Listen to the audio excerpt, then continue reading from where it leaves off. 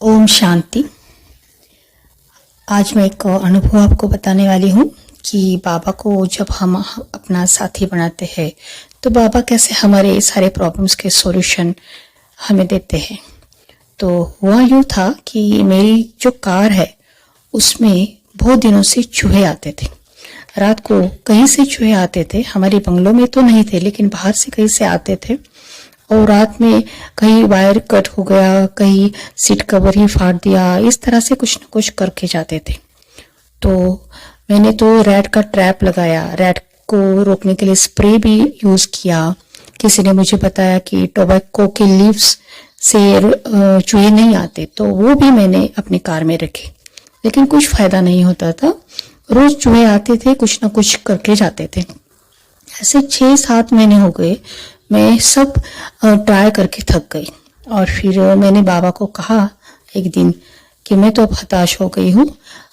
मैंने सारे जितने मुझे पता थे कि चूहे को रोकने के लिए जो भी उपाय है वो मैंने सब करके देखे हैं। अब ये कार आप ही है, आप ही देखो इस चूहों को किस तरह से इस चूहों का आना बंद करना है। ऐसा मैंने बाबा को कह दिया।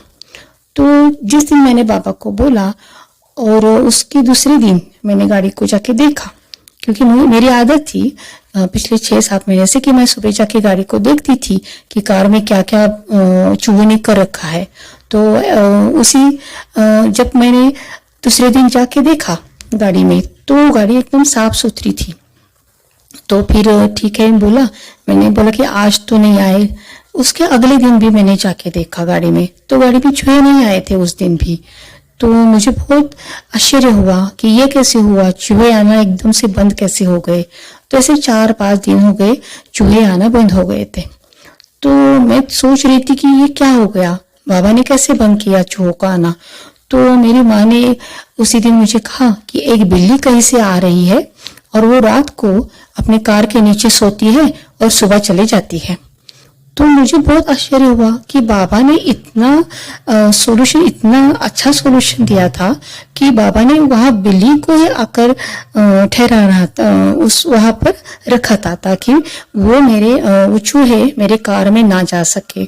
तो मैंने बाबा को बहुत शुक्रिया दिया कि बाबा आप तो कमाल करते हो, ये आइडिया तो मेरे दिमाग में नहीं आया था, लेकिन आपने तो मेरी कार को रैट फ्री कर दिया। तो मैंने बाबा को थैंक यू बोला।